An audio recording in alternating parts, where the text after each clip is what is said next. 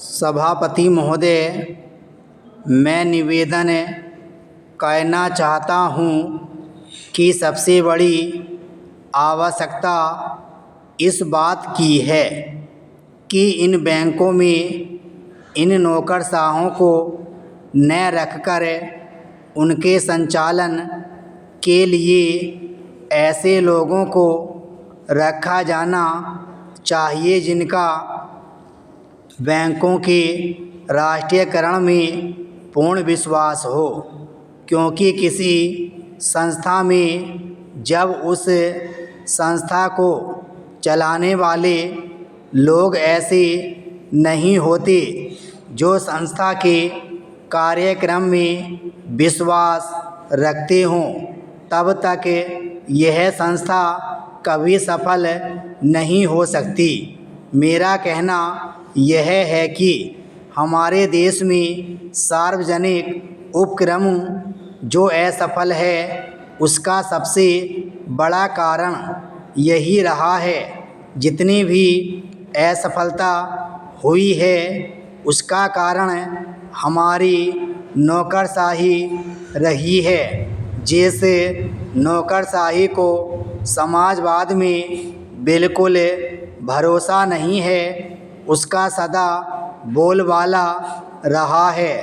इसका परिणाम यह रहा है कि एक ओर तो इस देश में छोटे छोटे मामलों में बराबर देरी होती गई है, निर्णय नहीं लिए गए हैं, और दूसरी ओर उसके होने वाले लाभों से गरीबों को दूर रखा गया है। बैंकों के राष्ट्रीयकरण के बाद इस बात की आवश्यकता है कि बैंक गांवों में जाते।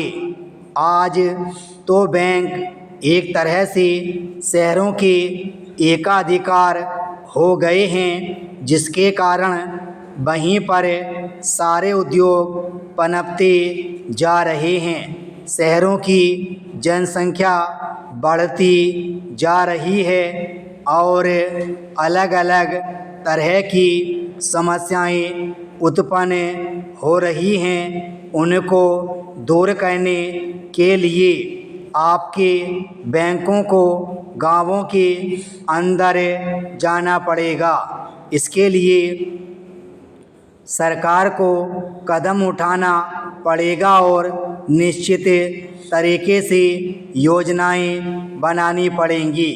निश्चित निर्देश देना पड़ेगा जिसके आधार पर बैंकों का ज़्यादा से ज़्यादा लाभ गांवों और उन कस्बों को हो जहां अभी तक लोगों का काफ़ी विकास नहीं हो पाया है।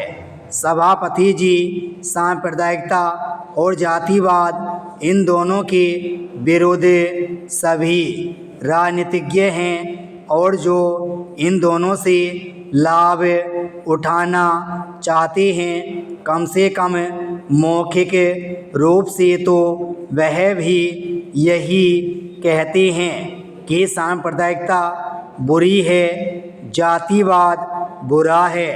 मैं तो यही मानकर चलूँगा कि जब पूरा देश यह कहता है कि ये दोनों चीज़ें बुरी हैं, तो सचमुच सभी यही चाहते हैं कि न सांप्रदायिकता रहे और न जातिवाद रहे।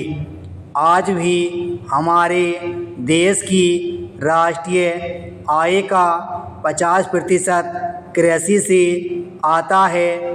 हमारे देश के कुल निर्यात के सामान में 70% कृषि उत्पादन की चीज़ें शामिल होती हैं। महोदय, राष्ट्रपति ने अपने भाषण में राजभाषा आयोग की रिपोर्ट के संबंध में कहा है कि हम सदस्यों की राय लेकर भाषा संबंधी कोई नीति घोषित करेंगे। मैं समझता हूँ कि भाषा का प्रश्न इतना जटिल नहीं था जितना कि उसको बना दिया गया है। इस जटिलता को लाने में जहाँ उन लोगों का हाथ है जो सरकार में नहीं हैं, वहाँ इसमें भारत सरकार की भी बड़ी जिम्मेदारी है। मुझे वह दिन याद है जब मैं छोटा था और देश गुलाम था। उस वक्त महात्मा गांधी हिंदी के संबंध में चर्चा करते थे और उनकी कृपा के फलस्वरूप और उनके प्रयास के फलस्वरूप सभी प्रांतों में हिंदी की सभाएं खोली गईं और वहाँ हिंदी का प्रचार किया गया। उस समय हम अंग्रेज़ों के गुलाम थे और अंग्रेज़ों ने ही हमारी राजभाषा अंग्रेजी घोषित कर रखी थी। तब हम अंग्रेजी से दूर थे और हिंदी के निकट थे। लेकिन आज जब हमारी अपनी सरकार है, अपना शासन है, हम हिंदी से दूर होते चले जा रहे हैं। एक समय था जब देश में हिंदी के संबंध में एक मत था।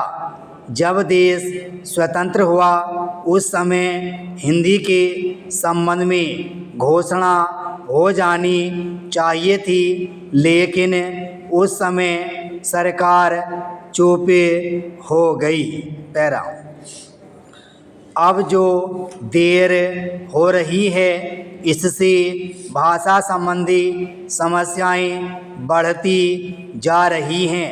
मैं नम्रता के साथ सदन के सदस्यों के सम्मुख यह निवेदन करना चाहूँगा कि कितनी विचित्र स्थिति है कि आज हमको अंग्रेजी भाषा का मोह पैदा हो रहा है। आज हिंदी देश की मुख्य भाषा है, इसमें कोई दो मत नहीं हो सकते। यह सबसे अधिक बोली जाने वाली भाषा है। आज इसका विरोध बढ़ता जा रहा है।